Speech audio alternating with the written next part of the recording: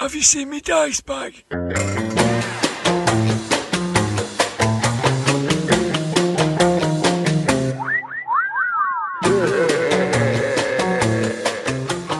Grognard Files. Hello, my name is Dirk the Dice, and this is the Grognard Files podcast, where we talk bobbins about tabletop RPGs from back in the day and today.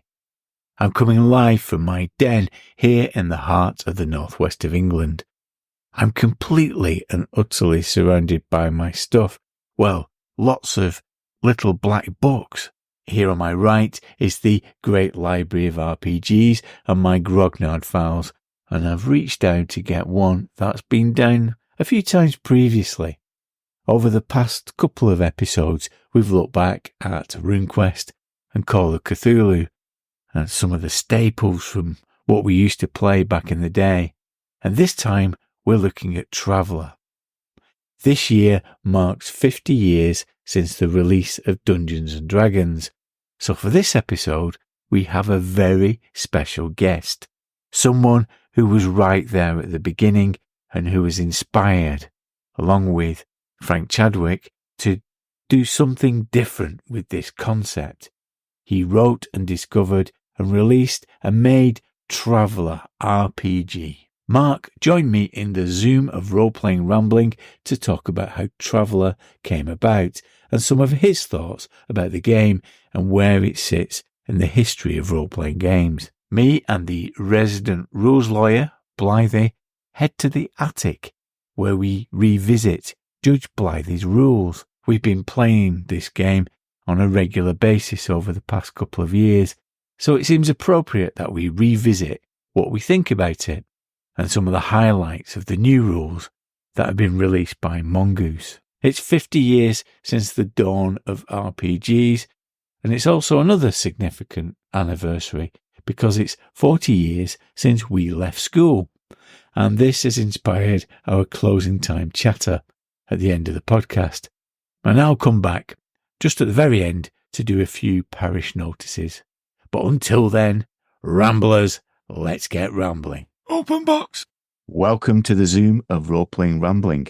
This time we have a very special guest, one of the founders of this thing of ours, the creator of Traveller, the best-selling science fiction role-playing game of all time. Welcome to Marc Miller. Hello there, Marc. Well, thank you for asking me to be with you, and thank you for that compliment on Traveller. We're still playing. We've got a campaign on the go at the moment.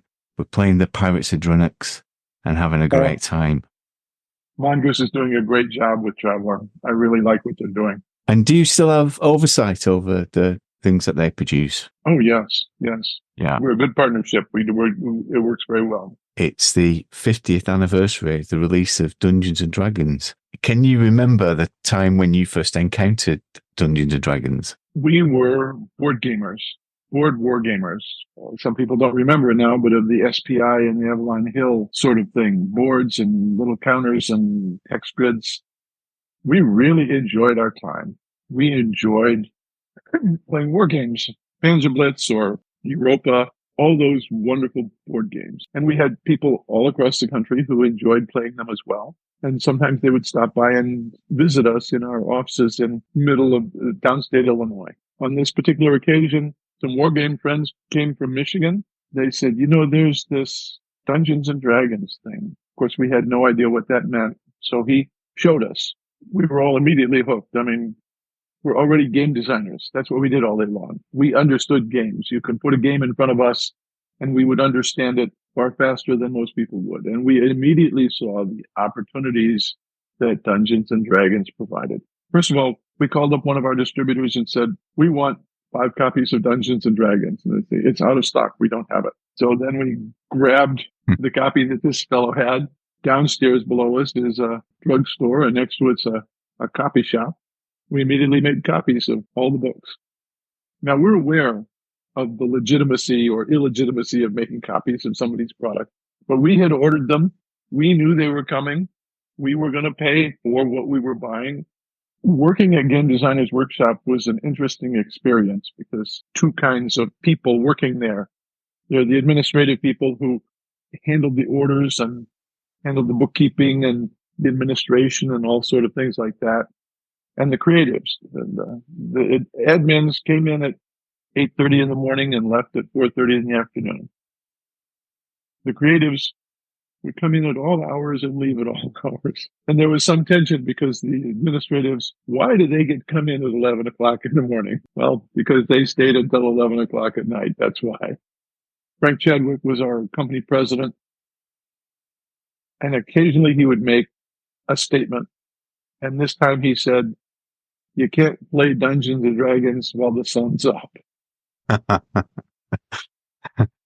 We were getting no work done. Over the next several weeks after we discovered Dungeons and Dragons, we were getting no work done at all. People would come in at 11 and start playing with the other people and playing their Dungeons and Dragons campaign. And if they weren't playing it, they were building maps and they were doing whatever they wanted to do with their Dungeons and Dragons. And so we weren't getting any work done. You know, we still played just as much Dungeons and Dragons under the new rule as the old rule. It's just that we did have the opportunity to get our work done as well. Clearly, Dungeons and Dragons is a miniatures game, a miniatures-oriented game. Gary Gygax is a miniatures-oriented guy. He did chainmail. He knew what miniatures were, and it shows in the rules for Dungeons and Dragons.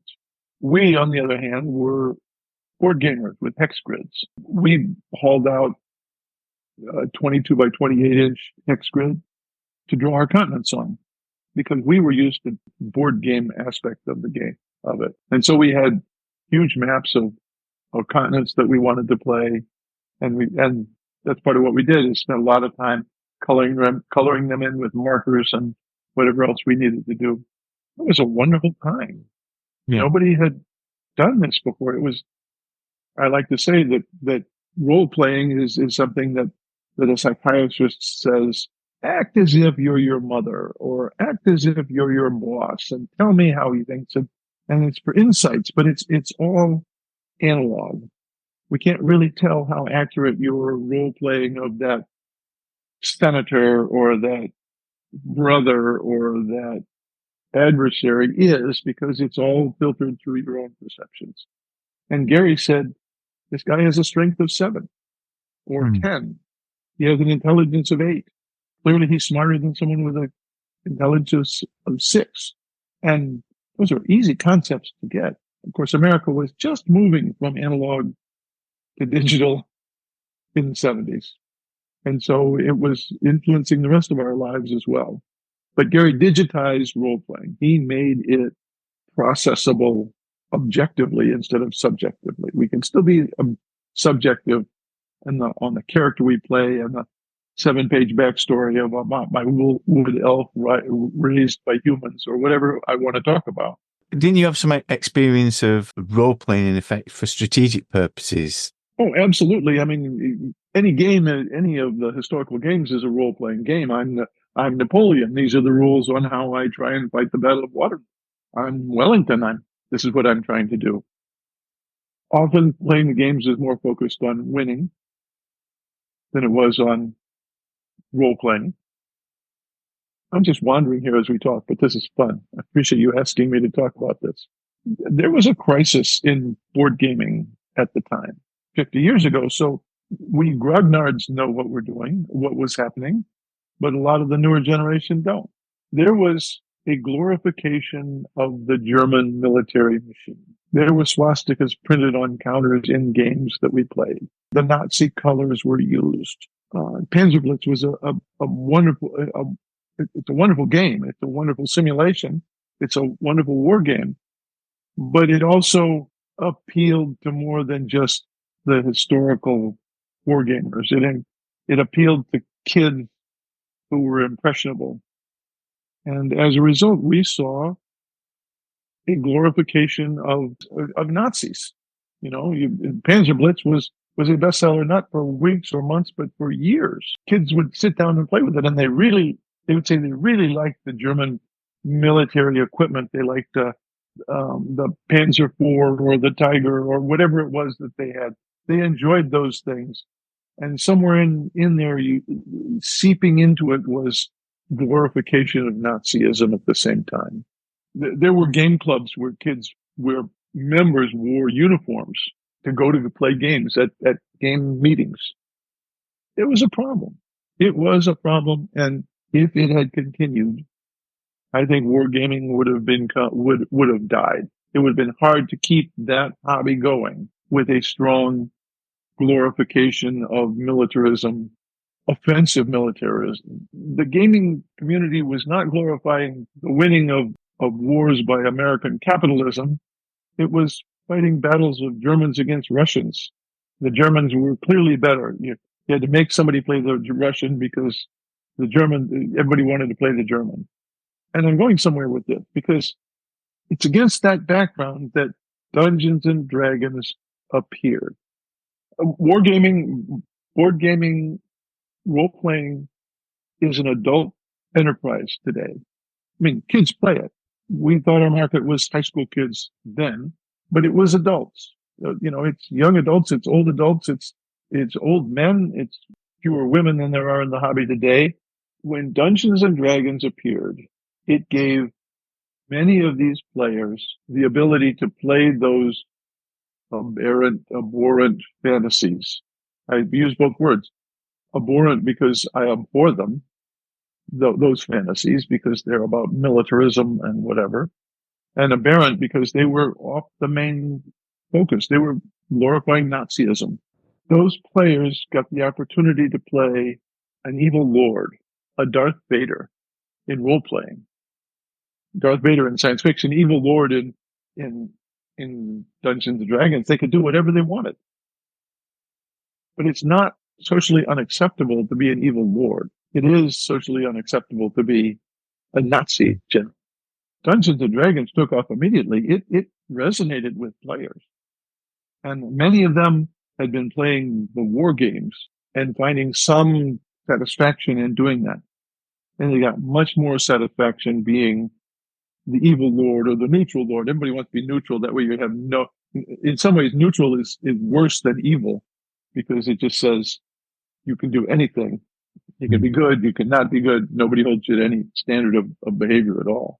But I think role playing saved this hobby. Now I'll say another thing that, we were playing these games. We enjoyed playing them, but we had no idea that it was a larger enterprise than what we were doing. It was us playing. Here we are 50 years later and we're playing with our children or our grandchildren. We are seeing families that go to Gen Con, and it's not just that dad wants to go because he wants to see it. Everybody wants to go. The mother thinks it's wholesome enterprise. The kids want to do what dad plays, as well as finding their own things to play. Gen Con's the biggest convention in Indianapolis throughout the whole year. Who would have imagined? You would think the sales convention for some insurance company would be the biggest convention. But no, it's Gen Con. It's role-playing. It's this hobby that is good, clean, fun. Despite all the scandals about how this is devil worship or whatever else it was, we all know, and the public now knows, it's just good, clean fun. And you've mentioned a few times, Mark, the idea of community. And I suppose at that time and where you are, it's almost like the Silicon Valley of role-playing. Was there a sense that it was a community, and what interaction did you have with the different companies and the different players in the scene? That's an interesting question. I like that question because you hit on what still is going on in gaming, but it was really going on in the 70s and the 80s. We knew each other. I mean, my company, the people at Game Designers Workshop knew the other companies, who they were. We would talk to them on the phone. We would go to conventions. We would know each other. We would have a good time talking. Early on in Game Designers Workshop's history, we piled into our car in Illinois and drove the 800 miles to New York City because SPI, Simulations Publications, Inc., the big war game publisher, bigger than Avalon Hill, they were putting out war game designs, monthly in their subscription magazine. They had a game night. They mentioned it in their magazine. We came in.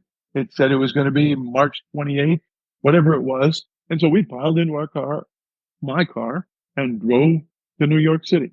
Those were lean days. We did not stay at a motel on the way. We just drove through straight.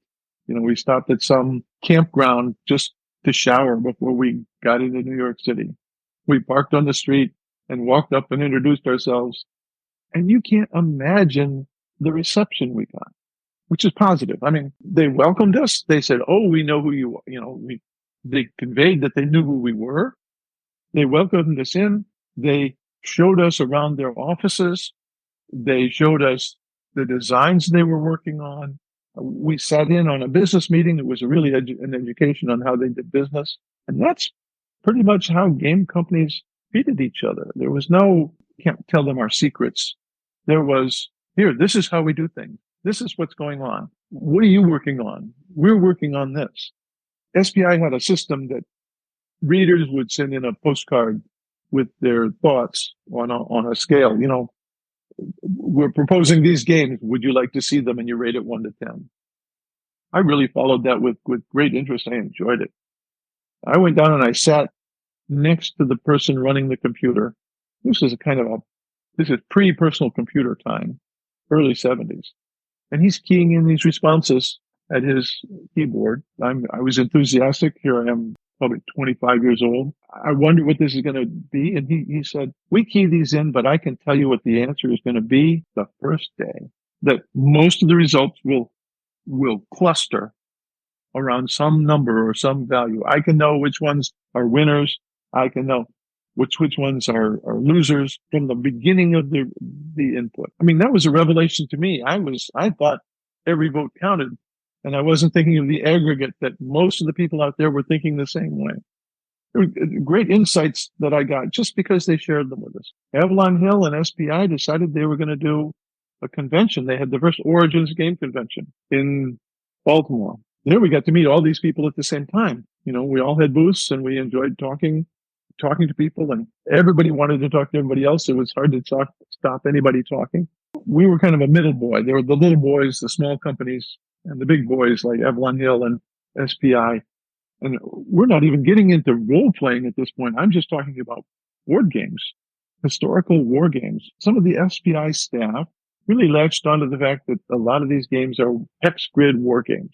And they said, "You're copying us. There's a copyright thing of the hex grids." And they ran to tell Jim Dunnigan, who was the president and one of the geniuses that ran SPI. And he said, "Don't bother them. We're not going to make anything out of keeping other people from making games. And hex grid games are interesting things that people love. Don't give them a hard time. To the extent that I can tell you, they can use the hex grids any way they want." Talk about this, the self-confidence of this genius game designer, that it was not just games, but business, that he understood that this industry could be friendly or it could be angry. And he chose friendly. Always struck with me. Still that way today. I mean, if you go to a game convention, when I go as a manufacturer, as a publisher, the people don't look strange at each other. They talk to each other. They say, "How do you do this? What do you do? How are you doing? What's business? How's it going?" We just talk business all the time. And usually it's, "Can I have a copy of your new game?" Because we exchange further. "Yeah, but I want a copy of your new game." And so we would exchange them, and that would go well. That was fun. I've seen early editions of White Dwarf where you came over to the UK to Games Day. Yes. What was that experience like? That was another incredible experience. Games Workshop invited me over, and I thought this would be fun. We would do that. That would be fun. I remember packing a suitcase full of the little black books for Traveler, sneaking them through customs. I was actually afraid to do something. I went through the red door instead of the green door, and and said, "It's got a bunch of books." They said, "Oh, they're books. Nobody cares. Go on through." And they were games, they were titles that hadn't yet made it to the UK. And so everybody was really happy for me to have those, to sell them off at less than they sold normally anywhere. It was really a lot of fun. I remember giving one of my seminars. We had talked about Traveler that had never been written down or didn't know we hadn't yet done it. It was a lot of fun. At that time, that was 1981. In September of 1981, The first digital watches had just been made. I remember that I was standing up there, and in a perfect example of a bell curve, someone's watch beeped at the hour, and then another one beeped, and then a bunch of them beeped right on the hour, and then a couple of them beeped again off the end. But it just struck me that here we had a golden sample, which virtually everybody had a digital watch to the same, but not enough. So the bell curve of on the hour beeps. I enjoyed that. I still remember that. Ignore this. It's a rug covering a hole. Let's talk about Traveller. I suppose the first question is, why science fiction? Why did you choose that as the genre? Well, we played Dungeons and Dragons. We enjoyed that. But doing a fantasy role-playing game would be stepping on that product. I mean, can we do fantasy better than D&D? Maybe we could. Maybe we should. Who knows? We had a guy who, kind of a high school kid who kept hanging around the office. We had a lot of that at GDW, Some high school kid discovered our place and would show up. And he was, Daryl Haney was his name. He was taking fencing lessons. And so he had a couple of foils, and he showed us the basic moves of thrust and parry, and that intrigued Frank Chadwick. And together Daryl and Frank, put together a sequence of moves to play out fencing.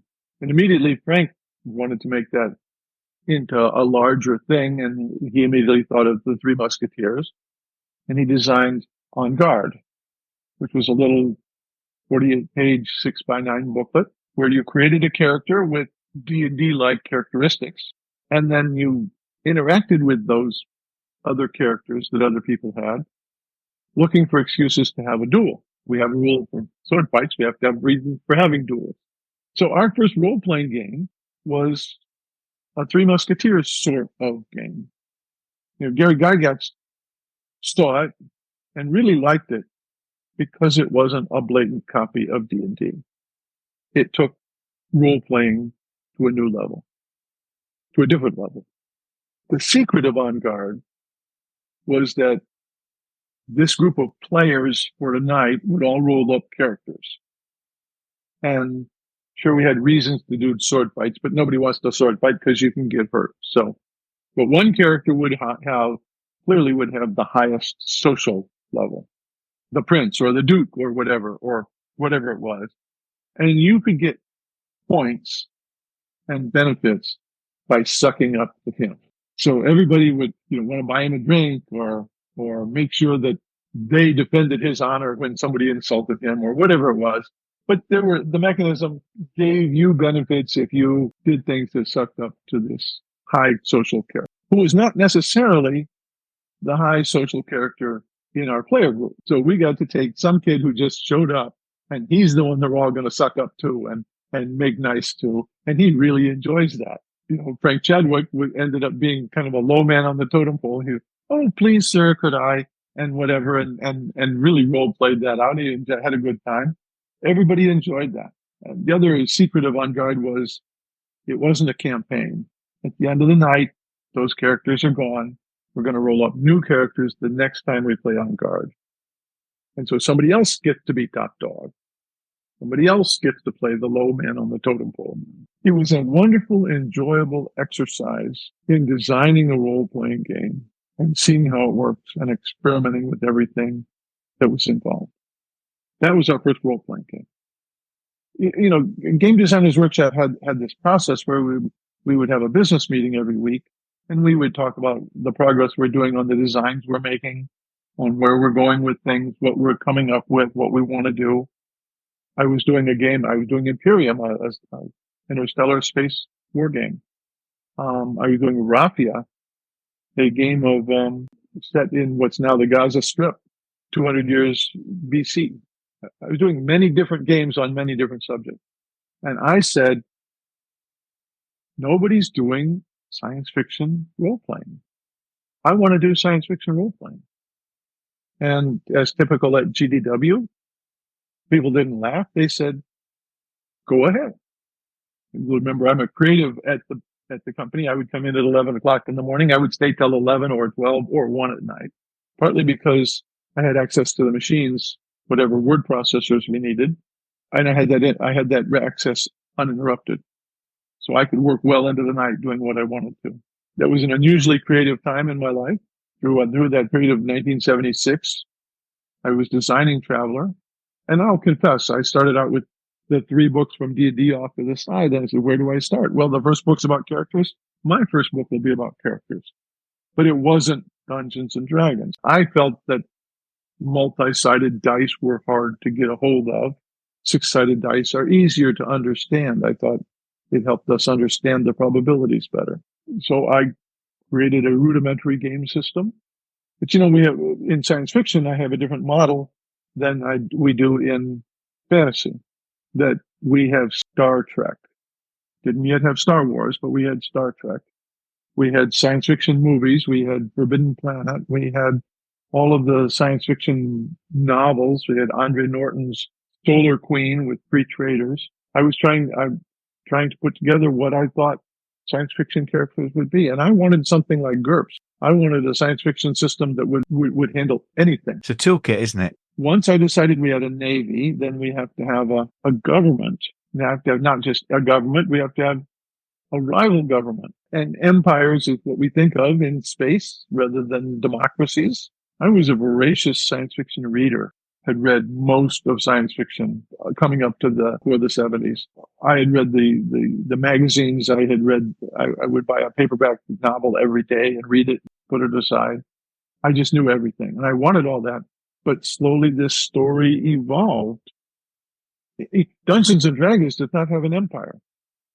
Dungeons and Dragons, as it started, just was some place. You're some kid and you set about going out and there's nothing. We don't know what's out there. It's Middle Ages without any structure.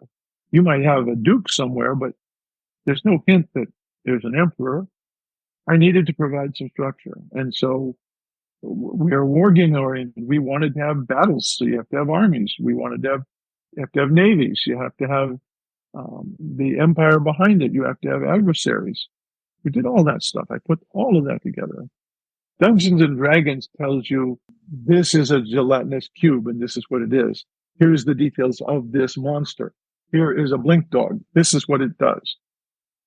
To some extent, they're arbitrary. It takes so many dice of hits. Well, that's pretty arbitrary. He could make it more. He could make it less. And I had trouble saying, here's the id monster. We have no background unless you saw Forbidden Planet. You have no background what an id monster is. And unless you play that scenario, there's no reason to meet the id monster. So you don't meet it. I wanted to give players what I call makers now, systems to create things, creation systems. Even today, most science fiction computer games tell you here are 20 planets and they've pre-structured them for you.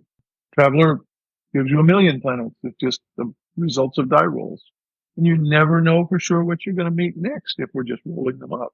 We found that exciting. My play testers found that exciting. I found it exciting to have an unlimited challenge, an unlimited selection of things to see. John Harshman was one of our designers. He's a brilliant man, the voice of reason so often. I would have some fantasy idea. I remember that he is the one who suggested the animal creation system. You go out into the great savanna of this continent, mostly going to be herds of antelope. Occasionally you'll find a tiger. Occasionally you find a big elephant, except that they have 6 legs instead of 4. They have, they don't have a trunk. They do have a trunk, whatever it is. But the system meant our players never knew for sure what they were going to encounter. But in D&D, you memorize the monsters, so you know what to do when you encounter one. You never know what monster you're going to encounter in Traveler because the system is so filled with dice options. Did that inform the idea of not having many illustrations in that? It's just a design classic, isn't it? Just those plain, beautifully set books. We were an artist for community in terms of a publisher. We did not have a strong stable of artists who knew the systems and could give us what we wanted. Traveler did not have illustrations because we didn't have artists, fine artists, sketch artists, illustrators who were on board with our program at the time. And so we did not have a lot of strong art to illustrate what we were doing. It was a good result because, like radio as opposed to television, you were forced to create it in your own mind, Yeah. the images. The other thing was that we had grandiose ideas on what we wanted to do, but I spent most of my time designing this and creating and laying it out myself. When the time came to make the product itself, and you know, you look at it, it's Dungeons and Dragons in space. D&D has 3 little books in a box. We'll do 3 little books in a box. It was selling for them. It should sell for us. That's the format. Why pioneer a new format? And so we didn't. We were going to do the same thing. But we came down to it, and because we were an illustrator for organization, we didn't have any pictures to put on it. And I remember standing at the layout table with Rich Banner, our art director, and we're saying, what are we going to do? I had some idea that maybe we could, wrap the box in metal foil, make it look like the edge, the skin of a spaceship and whatever. But that was too hard, and we're coming down to it. What are we going to do? And Rich Banner says, well, let's see. And he chose Optima as the typeface. He put the name in. I'm the one who picked the double L spelling because I wanted something different. I also wanted to not be Star Adventurer or Star Kings or Space Fighters. I wanted to be independent of that easy naming convention. In an exercise in creative packaging, Rich said, we're just going to do it in all black. We're going to put a red stripe on it. We'll put the name of it up here. I wrote the text on what the Beowulf was doing because we needed to have something to get people's name. Here it is 50 years later, almost 50 years later, and people still love that distress call from the Beowulf. I should create this fiction that we had decided, we had studied, we had done something to make people understand this was different, but instead it was just the reality of what we were doing. But it did convince people it was different. But of course, later you'd have people like Liz Danforth, and nobody does a Varga quite like Liz Danforth. Amazing. Yes. And then we found some artists to do some work. I was responsible for a lot of the advertising, not only for Traveler, but for other things. And I came up with, I like formulas. I like a formula on how to build a spaceship. I like a formula on how to build a world. I like a formula on how to write the material on the box. And the principle that I came up with, you have to have a front that looks good for something, that makes people enjoy it, that gets their attention. And I decided that it should have 3 steps. I never know which is right brain and left brain, but you have a left brain thing that says an emotional appeal. This is fun. You will enjoy it. And then you have I usually start with the other one, which is the intellectual. It's got 3 books in it. It's got complete rules for science fiction role-playing. Intellectual appeal. If that interests you, that works. Then there's the emotional appeal, filled with space opera, the classic stuff that has thrilled people for ages. The emotional appeal. And then the third step is move them to a buying decision. Buy this home, you can play it tonight. Take this home, buy this, take it home, you can play it tonight. Step, step, step. And that's what we tried to do more or less successfully in all of our packaging. It just was very, very fortuitous that black box with red and white stuck out on the shelf in the game stores because it was so starkly different. And the wonderful thing about Traveller for me is that there is an internal logic to it. So the thing that drives things are things like jump takes 1 week to complete. And so the whole logic gives it a sense of authenticity. How's that evolved over time? And the Imperium developed as well, didn't it, out of it? And the whole mythology and lore around that as well. You get into another concept that I think was important, is that the universe of Traveller is intuitively logical to anybody who picks it up. We don't have mental sciences that you have to use telepathy to talk to people. It's just talking. We have the various tech levels, of course, of primitive to fantastic. You still go to a kind of an airport and buy a ticket to get on kind of a spaceship airplane and go somewhere. Everybody understands that concept. You go into town and it's kind of like a television Western. There's a place to stay for the night, and there's a place to rent a car, and there's a place to stop at a saloon to meet people, and maybe you'll get in a fight. Maybe they'll tell you about gold in the hills. It's all logical to somebody who buys this game and starts playing it. You can encounter everything. We're not stuck in one massive dystopic situation or totally happy situation like Star Trek, which is always everybody's happy. And there's never labor strikes. There's never work stoppages. There's never plagues. Never happens on Earth. Everybody's happy on Earth all the time. Traveler lets the game master, the referee, present almost any situation to the players when they can handle. And you've subsequently developed fiction in the Imperium. So what was that like? And because that's fairly recent, isn't it? It is, and thank you for bringing that up. I started a novel like the first year that we had Traveler, and I just didn't know how to do it. I think that novels take a maturity that I didn't have, and I was afraid to do it. Several years ago, when I had finished working on the 5th edition of Traveler, and it was all in my mind. 5th edition is the original 3 Little Black Books expanded to something huge, trying to cover all the things that I've been working on for the last 40 years. And I just had this story in my mind of the agent of the Imperium. And I sat down and it took me about 6 months to write it. And it was a revelation because it told me concepts that role-playing rules don't tell me. Mm. I mean, role-playing, I'm trying to give history and everything else, and I'm trying to lay that out. But I'm letting the game master run it. In the novel, I'm running.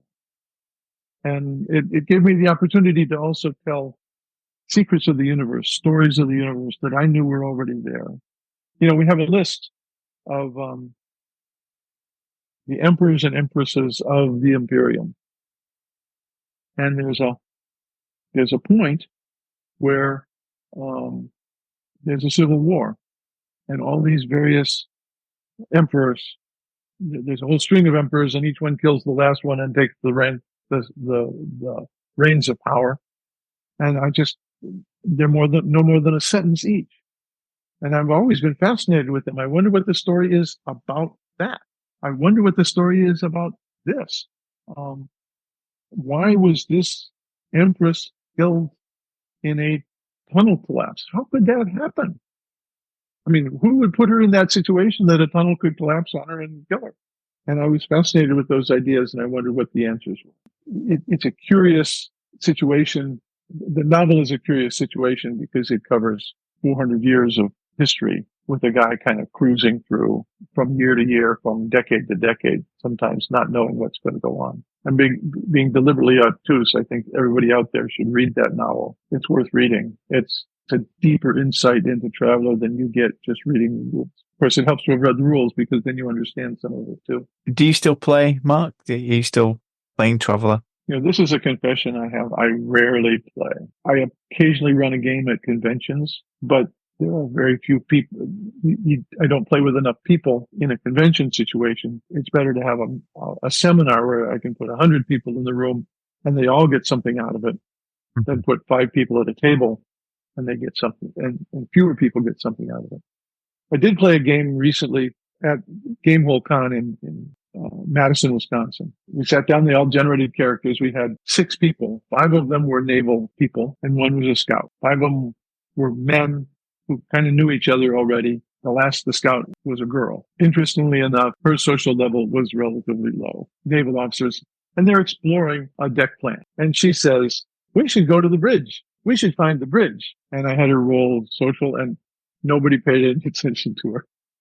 And the guy next to her said, we should go to the bridge. And he had a higher social level. And all his friends said, yeah, we should go to the bridge. And she just kind of, I just said that. And it got to be a running joke because through the entire game, she was really smart. She really came up with some great ideas and never got any credit. And as soon as she mentioned it, everybody ignored her. And then somebody would steal her idea and they would find the monster. And, she really, if she'd had different statistics, she would have been the leader of the group. But instead, they just treated her terribly. Yeah. This is the joy of role playing. Yeah. And a great throwback to On Guard that you mentioned as well. So that's still that engine driving it. Yeah. Well, it's been great spending this time with you, Mark. So thank you very much. And thank you for all the joy that you've given me and my friends over the years, because it's been great being in your universe. Well, the universe is supposed to be welcoming. It doesn't mean you'll survive, but you're supposed to be welcoming. And I appreciate talking to you today. Thank you. Judge Blythy, Rules Revisited. Welcome to the room of role-playing rambling. We're back up in the attic. We've got the pigeon with the white eye and 2 pink stubs for feet tapping on the window as we gather. Hello there, Blythy. Hello, Dirk. We were going to do this in the pub, weren't we, last week? We were, yeah. We were overtaken by events. Well, it just got too busy. There's no right to be busy. Thursday's a new Friday. Well, once we used to go to the pub on Thursday. Sneaky half day off work, go to the pub on Thursday. It was dead, wasn't it? But now it does feel like. People have, end of the week. Do they work from home on a Friday? Is this working from home on a Friday thing? So now Thursday is a new Friday and they go to the pub after work or something like that, maybe. Yeah. It does feel a bit like that. I'm sure it's very good for the hospitality industry, but it's not good for us recorded. It's not good for us. We want a deserted pub, please. Yeah. Just for an hour or two. Just so we can record this. And also, it's not just noises in. It was also, for instance, the Lasagari pub. It went into the snug where we normally record. And there was a man in there. And he's every right to do this. Yes. In a free society. I'm not criticising him. I am a bit. But he was sat there, wasn't he? Nursing a pint. Nursing a pint of Guinness. And sitting there on his own. He wasn't bothering us, but it didn't feel like we could record an RPG podcast in front of him. No. Like he was a strange audience of sort that we don't want when we're recording it. So. And that beer was evaporating quicker than he was drinking it. Yeah, it wasn't it? So it was perfectly quiet. But it was just a bit weird. A bit creepy. A bit weird. Some people will be happy that we're up in the attic with just the pigeon for company. Because some people like the hubbub of the pub. The hubbub of the pub. Yeah. And some people hate it. So this way we keep everybody happy. Yeah. So, right. So we're looking at Judge Blythy's rules. Yeah. Traveller. Revisited. It's the Elizabeth Taylor of role-playing. I'm marrying it again. I'm Richard Burton to travel as Elizabeth Taylor. Here we go again. And I've enjoyed playing it because I did run the Traveller Adventure, but we've got back into it with you refereeing it and playing it again. Running the Pirates of Drenax, and a few one-shots at conventions and things. I've got back into it in quite a big way, I have to say. Yeah. It's quite strange, isn't it, how these things come about, that I went from not really liking it. And having said that, I say not really liking it, I think, in my defence, we were quite young, weren't we? Yeah. When we played it, we were kids. And we also had a player, Simon, who didn't really like it. No. Therefore, it was sabotaged a bit. It was, which we've covered in another episode. It was sabotaged a bit. So in its defence, it wasn't entirely the game, although it did suffer from a certain blandness of design, didn't it? There weren't many illustrations. It wasn't very colourful. And some people like that. Little black books, the Traveller little black books have got a sort of iconic RPG status, haven't they? Which I can understand.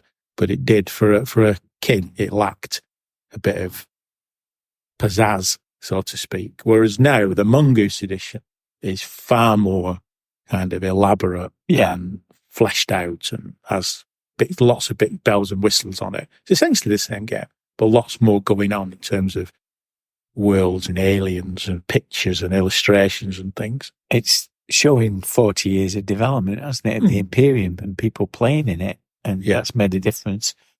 I think your views on the rules that when we covered them last time very early on, episode 3, I think it was, was jaundiced by your experience as a kid and those games. I used to enjoy playing it, as I said at the time. Yeah. But, well, I think it's your understanding of the world as well, because again, when I was a kid, I never liked the idea. I can never quite get my head around the idea that it's the far future and there are planets with a tech level of 5 or 6, which is the equivalent of the 1930s on Earth. And you think, what? But it's the far future. What?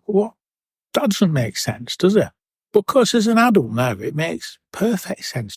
It's quite a sophisticated game, and it's this kind of picture of the future that it gives. But when I was a kid, I didn't want sophisticated. I wanted laser pistols everywhere. even within our own culture, technology is not equally distributed. Absolutely, if you look around the world, it's uneven distribution. Yeah. This idea that AI is going to either bore us all to death or take over all our jobs is far removed from the fact that you have to fill in paper forms every time you go to the doctors or do anything that you want to do. That's exactly the thing, isn't it? So you got like travel estimates. You go on a planet and it's like low tech. Well, how do you square this with the fact there's a spaceport, there's a starport? You think, yeah, but there's a starport. But as you say, on our planet, on Earth in the 21st century, there are bits of Earth that are incredibly technologically advanced. And there are bits that aren't. More analog. It's obvious. But when I was a kid, I didn't appreciate that. And now I really appreciate it. I think it's a really interesting aspect of the traveller universe. High tech, but equally, there are low tech problems. The idea that jump spaces are weak. As I say in the interview with Marc Miller, there's a kind of logic that defines the world. That is the idea that jump takes a week. Yeah. As a nice logic about it. It feels like a place that has an authenticity, even though it might not be scientifically accurate. It's got enough there to make you feel, I can believe that. And I suppose a parallel, and I think I remember reading this when I was a kid, of it being like a kind of far future version of the sort of 18th century. Yeah. 18th century, you got sail ships. Takes a long time to get somewhere, but you can get somewhere. Yeah. And things like piracy, for example, went on in the 17th and 18th centuries. And it was hard to catch the pirates because you couldn't move that fast. It is a parallel of that, you know. And again, as a kid, I remember thinking, what? But now I think, of course. If you look at that period of Earth's history, that essentially what traveller is. So like the East India Trading Company. Yeah. So at the moment, in parts of Zurich, you're dealing with the General Development Company in the Trojan Reach. And they're like the East India Company. Yeah. Slightly, almost like a government, slightly dodgy, slightly corrupt, kind of imperialistic power. Exploitative, all those things. That's exactly what they're like. Yeah. Yeah. And the idea, and we discussed this when we first discussed travel, the idea of communication, moving in that same pace. So you can beat a message moving from one system to another. Yeah. You can stay ahead of the law. You can stay ahead of things. Yeah. Yeah. Yeah. You can intercept a message, that kind of thing. Because it's not just, everything's linked up. Even money, credits. You'd have to carry credits with you, wouldn't you? Because if you go to some backwater planet, you can't just log on to your internet banking because you're in another star system. And all those things as an adult gamer, as a grown-up gamer, are fascinating. But when I was a kid, they were just irritating. Yeah. It's like a maturity to the game that you appreciate when you get older, whereas when I was a kid, I didn't really appreciate those things. I just wanted it to be like Star Wars. What did I care whether it was really a futuristic representation of the 18th century? I don't want that. But now I do want that. So we're going to talk about that in a bit more depth, and particularly some of the mechanical changes that you've enjoyed as you're refereeing again. But I mean, normally at this point you have a prefab sprout game, but I'm not done one for this. Well, I've done a prefab sprout. I've done a prefab sprout on you. Have you? I have. I've been looking at the Traveller star map because there's so many worlds. I've got some worlds here, but one of them is Ringham. One of them is a made up one. This is going to be difficult because they all have You get one that's called Kevin or something. Yeah, exactly. That's what, and I've gone. Yeah, that's exactly. Have I predicted one that's called Kevin? No, you've not. But there's an interesting one. But we'll come to that. Whether it's a real one or not, it's a matter of discussion. But the rules of a prefab spread game. Well, I've got here 5 planets. Five traveller planets, right? But one of them I have made up. Okay, one of them I have made up. Right. Okay. Here goes. Right. And I would say to anybody, if you want a slightly transcendental experience, go on the Traveller Star Map online. Yeah. Traveller Wiki Star Map. And you could just lose hours of your life staring at it. It is an incredible thing. It's like fan produced, isn't it? Yeah. And it's the whole of the Traveller universe all there. You can zone in on any little bit and you can spend the rest of your life just looking at weird planets and then Google them on the Traveller Wiki and it'll tell you about them. It's like Google Maps, but for the universe. Yeah. Yeah, it is. It is. It's exactly what it is. It's an incredible thing. Incredible. Anyway, here we go. Okay. System number 1. Number 1. Egypt. In the Gliston subsector of the Spinward Marches. Egypt. Egypt is a colonization training base. It has domes containing simulated environments, with the final test being survival on Egypt's surface of insidious hydrogen atmosphere.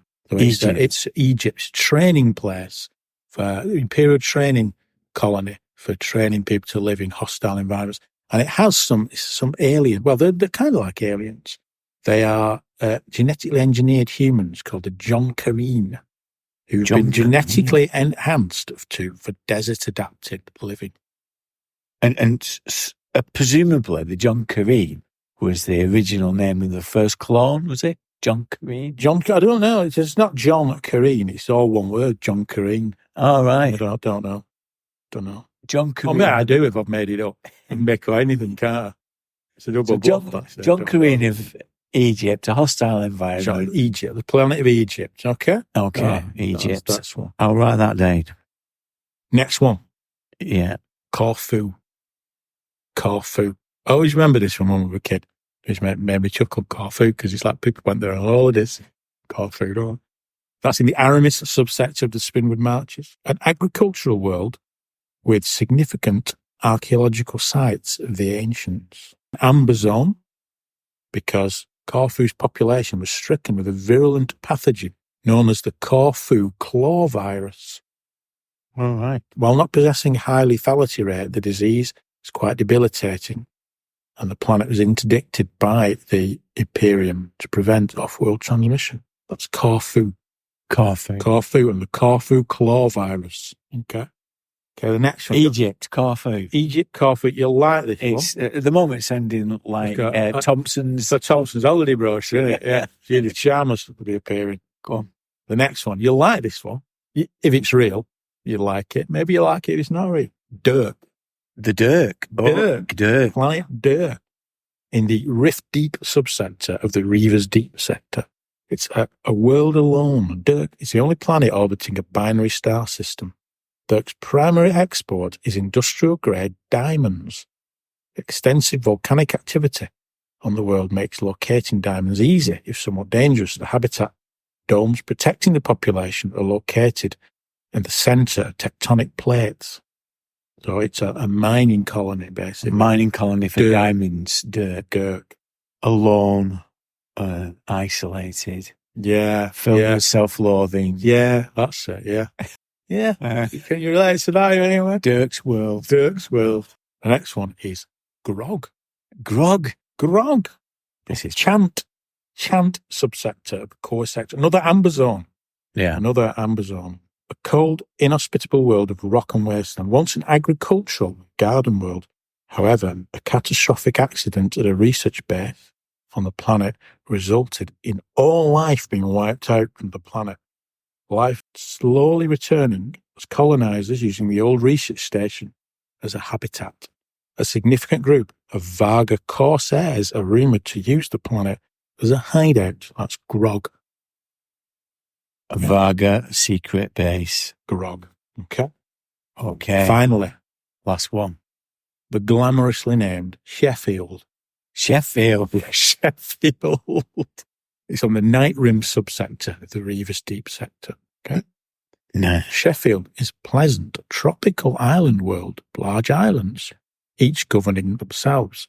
Each island is specific to one branch of the defence forces, and personnel retire there from their imperial military duties. Although each island is fiercely protective of their independence, and there's never any conflict, every 2 years there are inter-forces games. During this 2-week period, bones have been known to be broken. Okay. So it's a planet where imperial troops retire to and live on different islands, all linked to their own regiments or services. Yeah. But there you go. You've got Egypt, so Corfu, yeah. So Dirk, Grog, and Sheffield. Okay. So I'm going to take Corfu out straight away because that's in the Aramis subsector, and I spent a long time in the Aramis subsector. It's a bit of a giveaway, that one. Yeah, and we used to laugh about that, didn't we? We did. Sheffield, the retirement home for vets. I'm a bit suspicious of that. Egypt, I was very convinced by the setting of that. And that's the thing with Traveller Worlds, isn't it? That stories into themselves. That's part of the brilliant. You land on a planet, and the idea of these super genetic desert dwellers. Brilliant. It sounds a lot like Stargate, that one. So I don't know whether you've robbed that one from somewhere else. Okay. Grog and Dirk seem a bit on the nose, but I think one of these is suspicious. And I think Grog is the suspicious one. So I think it's between Grog and Sheffield. And I'm going to land on Grog being the... You're going to land on Grog as a prefab sprite. Well, you wouldn't be landing on Grog because it is a free prefab sprite. Well done. You've got the prefab sprite. Grog is the one I made up, yeah. Excellent. All the others are real ones. Well, they're not real, but... and I got the details about them from the Traveller Wiki page. Yeah, but... which is interesting because you do sometimes get 2 or 3 descriptions of the same world. Fans have put different interpretations of the world on. Right. It's quite interesting, that, isn't it? Because there's other fan-based role-playing worlds that people have problems with, naming no names. But the Traveller one just seemed quite open, quite fluid, a bit more. All the fans have contributed to it, but there's still a sense of do what you want with it. Yeah, a bit of... Nothing's really canon, particularly. No. It's up to you, what you do with things. Yeah, because it's in a whole planet, isn't it? So even if you took all of the descriptions as being accurate, they could have things happening. Yeah, different things, I suppose. Different, yeah. Absolutely. But they're well done. Grog, yeah. Yeah. Oh, thanks for that. I like doing the prefab sprite game. Now it's over to you. So back to Judge Blythy rules. So you've got to pick 3 highlights. 3 highlights. So this is looking at the new rules on Mongoose 2nd edition. Yeah. And then something that you want that you'd rather it didn't do already. Yeah. So let's start with the highlights. What are your 3 things? The highlights are the effect rule. I like the effect rule. Okay. Effect rule. We'll talk about that. Character creation, classic. And I think that came up previously. Yeah. Well done, but I think it much improved. And Starship Combat, yeah. Combat. I'm looking forward to talking about that because that has been my favourite element of playing Pirates of Drinix. I think. Yeah. Well, I'll chat about that. Yeah. Let's start about the effect rule. So remind people what that is. Well, that's the rule. There wasn't in the original game, but it's still the same core system, isn't it? So it's still predominantly roll 8 or more on 2d6 and add your skill. And you also had your stat modifier now, which you didn't in the original game. But it's essentially the same game. It's not unfamiliar territory. So, and sometimes it does have the option to make things harder by making the 10 or more or 6 a bit easier with a 6 or more. But the general rule is 8 or more, 2d6. And it's surprisingly difficult to do that. It is. We said that about Savage Worlds, didn't you? What? Target forward. Sounds easy. When you start rolling dice, suddenly it becomes really... really took it at main moments. Yeah. So but they bring in this rule called effect, which is the idea that in some situations, not all situations, but some situations, how well you do over 8 matters. So the best example is combat. So if you roll a 10 rather than an 8, you get an effect of 2. Because you've got 8, but 9, 10, 2 over 8, you get an effect of 2, basically. And what you do in combat is you add that to your damage. Okay. So again, it kind of makes a bit more sense sometimes. Those pistols will do 3d6 damage and you think it's not a lot for a gun. But of course, if you're good with it, you're going to add your effect to it. Yeah. That bumps up the damage. And I think in Pirates of Dreamnauts, that's been quite a factor, hasn't it? Some weapon. Oh, definitely. When you get an effect of 5 or 6, and suddenly you're getting 5 or 6 damage added to 4d6. The lethality goes through the roof, really. It has that pleasurable effect that when you roll high, get a good roll, you're getting reward for it. Yeah, reward for it, yeah. Yeah. Exactly, yeah. You're not just, the guy who's getting an 8 and the guy who's getting 12, there is a marked difference in what happens with their roll and damage, yeah. Which a lot of like early games in the 80s are kind of reaching for, but there was no material effects. So I'm learning how to play West End games, Star Wars, and that is pitting your D6s against your opponent's D6s. And if you're the highest, you win. And in the rules, it says try and make it more spectacular. If it's higher, it's much higher. Yeah. But this way is a good way of making sure that when you roll high, it makes a difference. And it reminds me a little bit of the Fate rules with that ladder of success thing in Fate, as in Fate, where, if you get certain higher results, it's better. And it's good as a games master as well, because you can use it in quite imaginative ways. So, for example, if you're sneaking into somewhere and you make a stealth roll, you can say as a games master, well, if you fail, the effect, because it works the other way as well. The effect by which you fail is how many guards you encounter.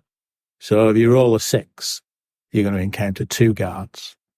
Roll a 4, you encounter 4 guards. Yeah. So you can use it in kind of imaginative ways, because I think we did that in the last game, didn't we? There were drones, and I said, well, the effect by which you fail, I think someone really rolled badly and it failed by 5. Probably me. Failed by 5. It's right, well, that's how many there are. You failed by 5, therefore there's 5 of these things. So it's quite a neat little rule that allows you to kind of, as a player, you're rewarded for success. Yeah. But as games master, you can play around with it to kind of say, well, the degree by which you fail or succeed, you can give people things based on that particular number. Yeah, and it gets rid of that binary thing of, or you're a bit successful or you failed. It gives a bit more colour. Gives a bit more colour and a bit more. And of course, we'll come on to spaceship combat, but spaceship combat rules use it for getting critical rolls and things like that. Yeah. So I do think it's a nice little addition. You could argue it's not the most imaginative thing in the world, but it's as you say, it makes the game more colourful based compared to the old system where it was just 8 or more success, fail, that's it. It adds a bit more to it, adds a bit more depth and richness to what's going on. It's so sensible that it feels like it should have been there all the time in many ways. But it does work. I wonder how you feel, because in Pirates of Dreamnauts that we're doing at the moment, we're also using the optional luck rule. Yeah. How do you feel about that and having that in the game? I think it kept you alive. But I don't mind it. I mean, there's a few optional rules, isn't there? There's a sanity rule, and there are morale rules, and there's even a wealth rule in it as well, which I think is quite good. An optional wealth rule in the companion where you have a wealth score rather than tracking credits. You have a wealth score that can go up and down depending on what you buy, where you buy it. But I think the luck rule is. So the luck way it works is that you've got a certain amount, and you stack it onto your roll before you roll. To boost it. So that if you want to assure a success, you might want to add your skill, add your attribute, bonus plus a couple from your luck. But it operates like a stat as well. So if you've got a luck of 9, for example, and you need to make a luck roll, then you need 8 or more. And because you've got a luck of 9, you can add 1 to that roll. But of course, if you've spent luck during the game and your luck's on 3, you're going to get a penalty on your luck roll because it's like a stat that you've burnt it, haven't you? Yeah. So there's two sides to it. There's the luck roll thing as well as burning luck. Yeah. So there's been times where you've needed to make a luck roll and people have failed because they've burnt too much luck. It has kept us alive, and I wouldn't want to put an argument forward that we should get rid of it. Of course. However, I do think it imbalances it a little bit in that because we run it in 2-hour sessions and it refreshes it at the end of it. Yeah. It feels like we're leaning on the luck allocation and that's too much. Yeah, and I think it's true actually of any game that has a luck mechanic.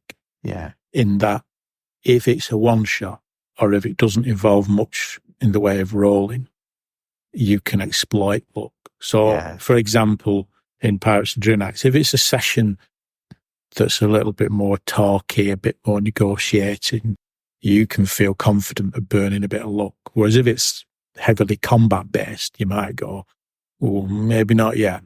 Yeah. Not yet. Because I know in some of the Starship combat, there's been those discussions. I'm going to put some luck into it, and people go, no, not yet. Let's see how this goes before we burn luck.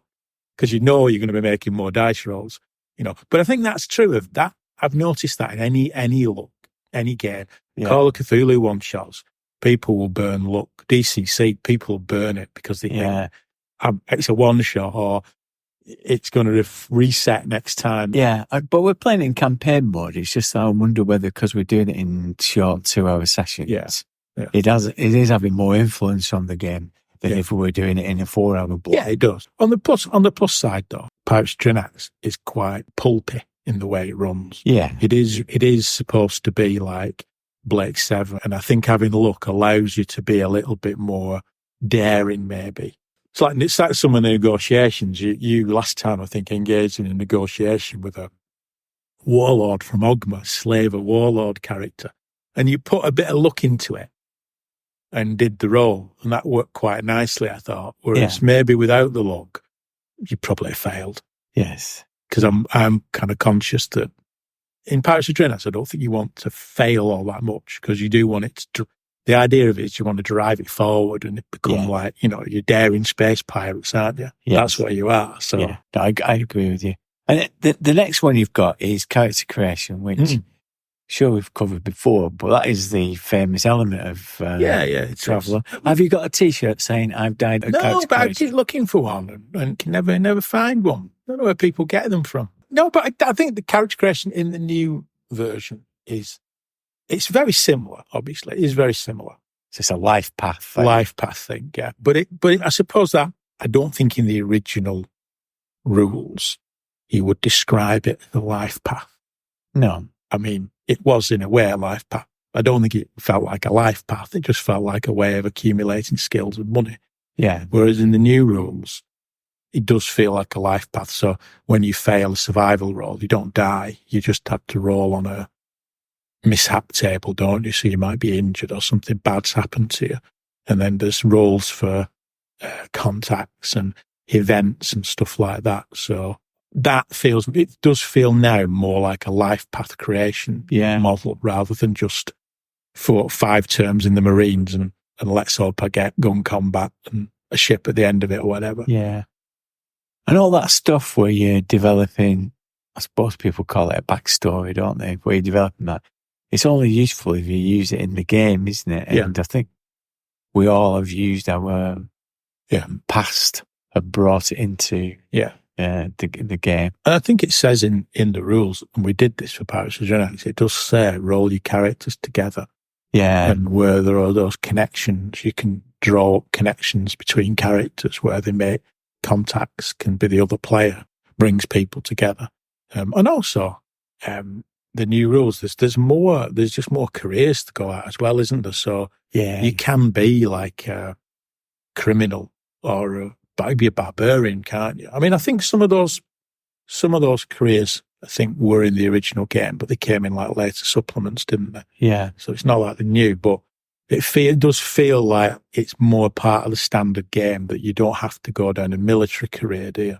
No. You can go down non-military careers. You could be an entertainer, for example, which is sort of interesting career paths that you could go down. So I think it's much improved in that sense, both in terms of it is a life path thing now, and you've got a broader option of things that you can get involved in as a character. Yeah. You don't all have to be Space Marines, naval officers and army officers, do you? You can still be those things, but you don't have to be those things. I think what I'd add to it as well is what I get a sense of with this, over and above our experience of doing the travel adventure, which we did a few years ago, is that sense of true play. So we've got our player characters, but we've also got a crew that we've enlisted. Yeah. And those characters, in a lot of ways, feel as real as the player characters because they get characterized as well, don't they? Yeah. Quite telling that they don't have luck because they're not player characters. 2 of them are dead. Yeah, that's 2 of them have been killed. Tells you something. But it allows, what that allows in the way that we're playing it, it allows us to have crew members so that we can all be part of it when we're doing planet side stuff. Yeah. Whereas my character's on board ship usually because he's the pilot, but it allows me to participate because we've got that crew. Oh, strong feel of character. And I think when we played the Travel Adventure, we've really sensed that as well. Yeah. Your last one is Starship Combat. Starship Combat, yeah. It's a strange one, this, because I suppose it again comes from experience in that I've played now more games that have Starship Combat in than just Traveller. Because again, going back to Pirates of Trinidad, there's been quite a bit of spaceship combat in that because you're pirates. One good thing about it is there's always something for people to do. Yes. So I can remember when we played Star Trek, Modiphius Star Trek, and I was the pilot. And I think the only 2 things I could do was like offensive or defensive manoeuvre, and that was it. Attack pattern or defensive pattern, that was it. Every round was all I could do. Whereas in Traveller, there's a lot going on. If you're the pilot, you've got options. You've got thrust, you can move closer, you can use some of it to dodge, some of it to manoeuvre into a better position. If you're a gunner, obviously you're shooting, so that's fun. You've got different computer programs you can run as well. You've got sensors, haven't you? Sensor locking onto a target, so someone can do that. You've got things an engineer can do as well. Yeah. Divert some power. Well, there's things for all the, an average bunch of players, 4 or 5 players in a starship battle. Everyone are doing something. And again, like we said about effect, it does have a material impact on what happens because of the decisions that you make. Yes. And it feels more tactical than I remember it being. Yeah. I think it's a bit easier. I mean, they got rid of all that vector stuff that made me throw the book at the wall, that sort of stuff where you think, for God's sake, so it's a lot. It's a lot simple. It's not, I don't think it's necessarily simple.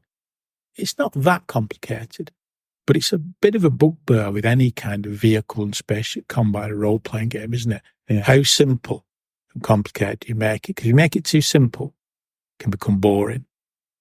If you make it too complicated, it can become too complicated. Yeah. It's striking the balance so that there's enough going on for all the players to feel involved. I think that's the trick, that everyone's involved. If it's just the pilot and the gunner and everyone else is stood about, it's quite dull for them. Whereas in Traveller, there is stuff, there's lots of stuff you can be doing, even if you're not. Yeah. There are decisions to be made, but it is quite procedural and set out, isn't it? So you know at which points to make the decisions, and there's always some debate on how to use thrust, for example, whether we're going to be defensive or offensive. And we're doing a lot more of it because we're pirates. So you start to adopt then your mode of operation, your rules of engagement. And as you say, by using computers, you can try infiltration and try... Yeah, there's all sorts of things you can do that are kind of quite good fun without it becoming dull. It's not just shooting, them shooting at you, you shoot back,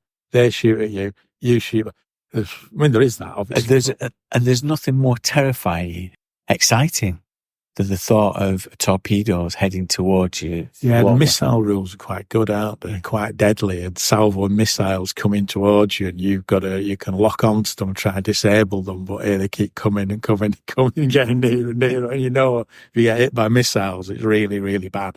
Yeah, and the critical rules, as you've explained, make a big difference, don't they? Yeah, kind of nice critical rules as well, because there's two ways you can get criticals. Is if you're losing 10% of your hull. So there's an attritional element that if you just get hit with loads of damage, you're going to take a critical. But also, you don't have to do a lot of damage. You come back to that effect thing. If you get an effect of 6 or more, you take 5 off the effect, and that's the level of critical. If you get effect of 6, you get a level 1 critical, get effect of 7. And it is possible to get those effects on 2 dice, because as you said, there's lots of tactical decisions that give you pluses on your dice roll. So you can end up rolling with quite a lot of pluses on that give you an effect that's high. So a small ship can actually do a crit on a much bigger ship if it's accurate. So there's two elements in there. There's pounding a ship with damage, like missiles, just do loads of damage, do a critical, but also a well-placed laser shot can take out a fuel tank or something like that. It is exciting because the stakes are very high, because if the ship goes, you're dead. I think there was one fight as well, last year, or the first season, where you encountered a rival pirate, and it was touch and go, I think. There was a point where I thought, this could be a TPK, but I think you managed to just destroy him before he just completely destroyed the ship before he destroyed yours.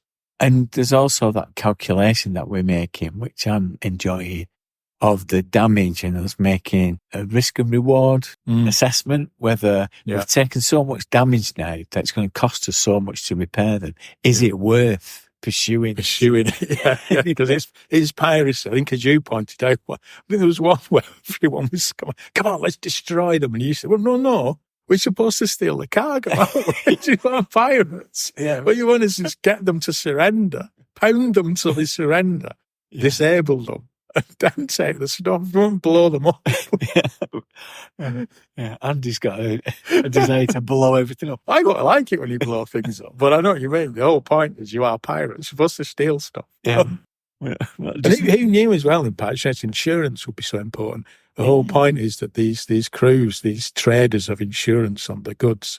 So there comes a point where they go, you know what, I can have it, and I'll just claim on the insurance. Yes. And there's a complicated arrangement that Michael's suggesting, where we actually have an insurance company. We haven't quite worked that out yet, though, have we? Yeah, they should have an insurance company and insure people, and some kind of scam. Yeah, it's very complicated. Well, I think one thing Michael suggested was trying to find out who the biggest insurer was on the Trojan Reach, get hold of their data banks, and go after those ships or something like that. And I'm thinking, insurance brokers of Drinax. How exciting. We're already accountants. Accountants of Drinax. Insurance brokers of Drinax. Yeah. It's all very exciting. Good. So what would you say is the low point? I still think sometimes it can be a little bit sciencey. So occasionally you do get bits in it where you think, why have you kept that in? There must be a simpler way of doing it. So one of them is... So by science, it is science fiction? It is science fiction, but for example, so when you're firing a laser, pulse laser from your spaceship, it's not really taking into account the science, is it? I mean, it is in a rudimentary way. It's a laser. It hits another ship 10,000 kilometers away in space, and it does some damage. So there's a science in it. Give you that. It's not, but it's not making you do some weird calculation about the length, the range, and how much. It says like, if it's such a range, get a +2 on it. It doesn't go, well, actually, what you need to calculate is the distance. There are also solar flares, some space dust, maybe debris from other ships. You're going to have to calculate an equation to work out how effective that shot is. Right. Okay. That might be a more scientific approach, but it doesn't do that, does it? Right. And quite rarely it doesn't do it. But then occasionally there's still little bits in there. So, for example, there's a thing about to make a jump, you have to be outside the gravitational field of the planet that you're taking off from, right? That's fine. That makes sense, yeah?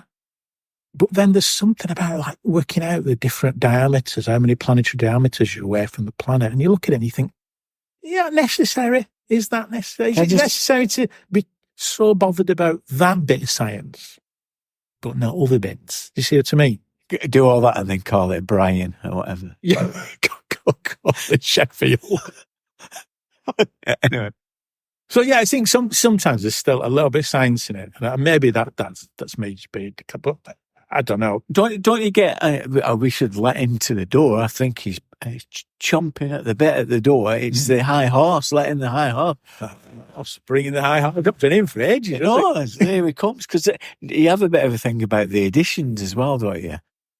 Because we could never quite settle on which edition we were using. Oh yeah, don't bring out a new edition that's hardly any different. Just stick to one. Either do a third edition. So how did they do it? They bring out a new one, like Windows 95. They did a core update in 2022, didn't they? Which is actually it is a much better robot. It's a bit cleaner, a bit better written, but it does change one or two rules. So the critical rules, I think Starship Combat critical rules are slightly different. So you always get an annoying thing where they bring out a new edition of the rules and they say, there's just a few rule tweaks. When you say that, you can't say that, can you, to people like us? No. You can't say that to me, who's running the Parsons Renax for the next 3 years of his life, and go, you don't need the new one. You don't need the new one, do you? No. You don't need the new one. I think you do need the new one. Yeah. So just leave it. Just do. It's not so much leave it. I think it's more, just do another edition. Just do a third edition. Have a clean break. Have a clean break and do a third. Just don't produce a new edition and go, you don't need the old one. I think you'll find I do. Either go for broke and do a third edition, or leave it alone. Leave it alone. Stop tweaking. The thing with any game system, isn't it? It's a bit like Savage Worlds with the old Adventure, the old Explorers Edition. People go, well, there's not much difference. Doesn't matter. There is quite a bit of difference, and yeah, I need the new one. There's enough difference. Yeah, there's enough difference to make a difference. Yeah, because I did have Savage Worlds. I think I had the Explorer one, and it was only a few months later that the new one came out, and I remember thinking, "Oh, I'll be all right," but I'm not, and I bought the new one. But at least it's clear. I think that's the bit with the Mongoose rules. It's making sure you're all on the same page, because there have been iterative changes and they've done like releases that are like, is it like errata or is it just additional rules? Just slightly different tweaks of the rules, isn't it? Yeah, tweaks of the rules. So I think that critical rule on space combat is different. Yeah. But it's well, it's good to see the high horse occasion. Good to see him, yeah. Yeah. That's good. Back into Traveller. Who knew it? Yeah. It's great. I mean, we just had a bit of a go at Mongo Edition about the editions, but they have done a fantastic job on it. And the books they do, I mean, I am slightly addicted to buying the Traveller books, the different sectors of space and the alien books and all the stuff they've done. It is fantastic, really. It's a really good space sort of universe. And of course, as I think we said before, it is a toolkit, so you can use it for other science fiction things as well, which is great. It's a really, really good game. I can't see a divorce on the cards this time. No, gonna last. Cheers. Thanks, Blythy. I'll get me coat. We're heading towards the door. We've got our coats on, but it's still time for a bit of closing time chatter. Okay. What's on your mind, Dirk? I'll tell you what's on my mind. What's on your mind? Is you doing a reverse ferret on something that I need to share with our listeners. On. I knew this had come up. Well, I changed my mind again. Several years ago, I did that thing on Facebook. You're not on Facebook. I'm not on Facebook. Is it an ethical ground that you don't do it on? It's just, I struggle with social media at the best of times. And I feel like I'm on Twitter and on Blue Sky and I'm on Discord. But not that you know it, because I don't do much on it, but Facebook, we've just one too many things. It's like when I joined, I think when lockdown happened, This is me on social media. When lockdown happened, Yeah. I have a guitar lesson, right? And I couldn't go to the guitar lesson because it was lockdown. So he said, well, we'll do it over WhatsApp. Right, okay. So I did them over WhatsApp, video WhatsApp. So I had to open the WhatsApp account. So I opened the WhatsApp account and I did the guitar lessons. And that's all I did on WhatsApp. I didn't do anything else in it. And my mum, it was a few months later, my mum said, your sister's a bit upset at you. So why? She sent you a message. She sent you a text message. And you didn't reply, you've been ignoring her. I said, what are you talking about? I looked at my phone. I said, she's not sending me a text message. You've been sending text messages to. Well, she sent them to you. She's been messaging me on WhatsApp. I'd be completely ignoring it because I didn't look at it. Because I just thought, That's just for guitar lesson. That's all it's for. I'm not getting involved in this. Yeah. I'm not getting involved in another social media. The worst thing about Facebook, I always say, it puts everybody you know in the same room as your mum. And if you can That's good enough reason to not be on it. Yeah. But a few years ago, it was late at night. Drink might have been involved. Oh, don't use drink as an excuse. Because I'm going to use drink as an excuse in about 5 minutes, but go on. And I started looking up people that we went to school with and friending them with the purpose of kind of doing a bit of research to see how things are. Yeah. It sounds a bit creepy the way that I'm presenting. Now you're putting it like that, yeah. But I know what you mean. You kind of... It's curiosity. It's curiosity of this thing with social media that once you see somebody or find someone you used to know a long time ago on social media, the natural inclination is to think, I wonder what they're up to now. Yeah. And have a look. Yeah, I know what you mean. And really all you're getting is endless profile pictures of people holding up beer. With a ring round it saying, I love the NHS or something like that. Yeah. You get just an endless... You actually get no insights whatsoever. No. Very rare do you get an insight, yeah. But I also joined a school group that week in school.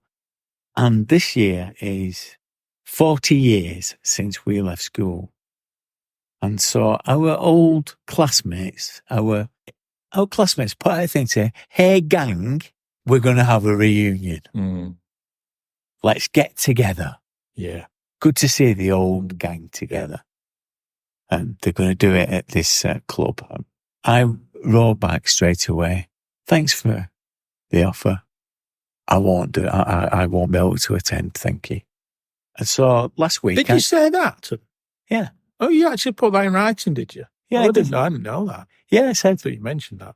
I did. As soon as I told you, as soon as I got there, I said, I'm not going. Yeah. Because I didn't want to get persuaded by you to go. Well, initially when you told me, we were on a JBO and you told me and I'd had 1 pint of beer. Yeah. And at that point I said, no way. Yeah. I'm not going. Yeah, we're not going. After 5 pints of beer, I decided it might be quite a laugh to go. Yeah. But the other elements of this is that it's been organised by those mean girls at the back who used to mock us for playing Star Frontiers. They did, yeah. There were 3 of them, weren't there, who used to take the mickey out of us for playing D&D. And maybe if we went, would do. They still do, yeah. But I've since changed my mind. I've gone through, five, possibly 6 pints of beer, yes. Very enthusiastic, yes. Very enthusiastic. 5 or 6 pints of beer. You convinced me. I know. I'd had 5 or 6. Well, you'd had a 5 or 6. We had the same amount of beer. We were in a range. So. But I'd already said no. Yeah, but you had beer. You had beer. I had beer. I said, yeah. You said, yeah, that would be great. You messaged them and said, we're coming. You didn't need to do that. I said, I'm sorry, I've now found out that I can attend. You have now found out I can attend. Hello, I've just had 5, 6, possibly even 7, I know, we lost count, pints of beer. I now found I can attend. So I got the details of where it's going to be. Yeah. I know. But then I've changed my mind. You looked it up and you said, oh, I know that place well. I went to a 40th birthday. I went to a 40th birthday there, yeah. Yeah. But now I've changed my mind and I think it's probably a bad idea. So But I might change my mind again. Who knows? Who knows? Unpredictable. We might. We just need. It's there, isn't it, in the diary? Yeah. We might go. We might not. Whatever you do, don't put a poll on social media. Yeah. Because then you will be bound to it, won't we? All right. Do not put a poll on social media. Should we go to the reunion? Unless it's a poll that says, should we go to the reunion? No is one answer.